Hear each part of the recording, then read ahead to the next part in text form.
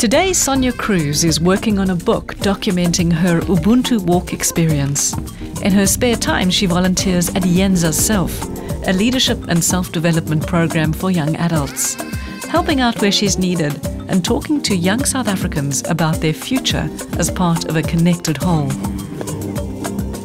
Hi Susie, how are you? I saw you on the side of the road. Did you hear a hoot?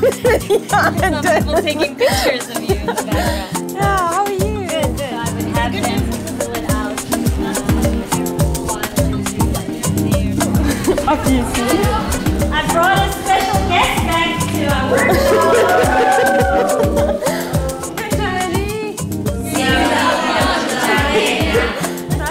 What we do here with the kids is very much about just loving each other, supporting each other, and holding each other up. And that's what Sonja does. So it's a perfect match that she's here to help us. One of my biggest dreams is that to create a world where my story is your story, is our story. Thank you.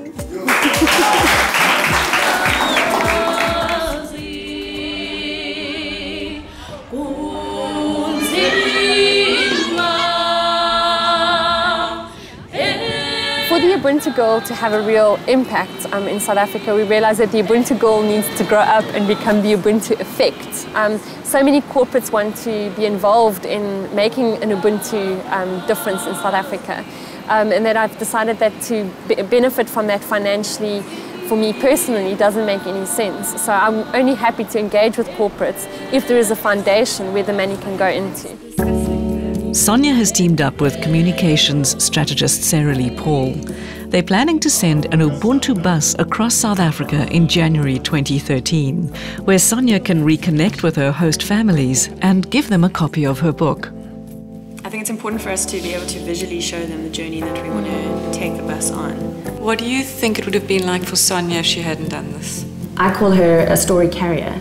She's this person who goes out there, fetches stories and carries them for other people and then shares them. And I can't even begin to imagine a Sonja that doesn't have that opportunity to be out there interacting with people, taking their stories and making sure that we're hearing about them and making them all our stories and encouraging that in people. The value that Sonja adds to people's lives is so amazing that it would have been really sad if she hadn't taken that leap of faith, if she had listened to the detractors saying it's dangerous, don't do it. And what I find interesting is that I think some people see it as if she dropped out, and I think it's the complete opposite. I think that people don't realize how ambitious she is and how hardworking she is.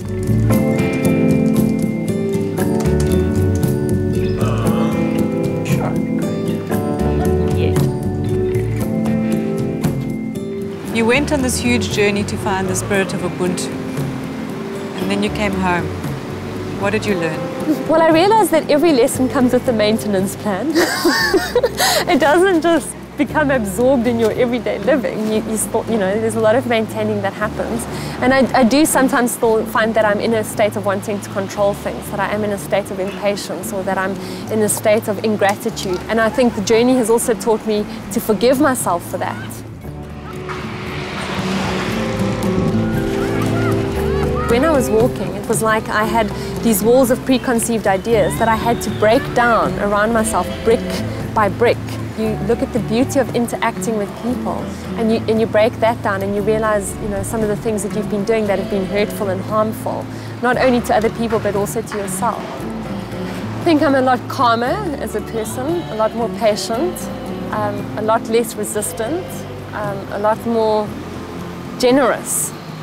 I think that once you've been in a place where you haven't had food, you have a lot more compassion.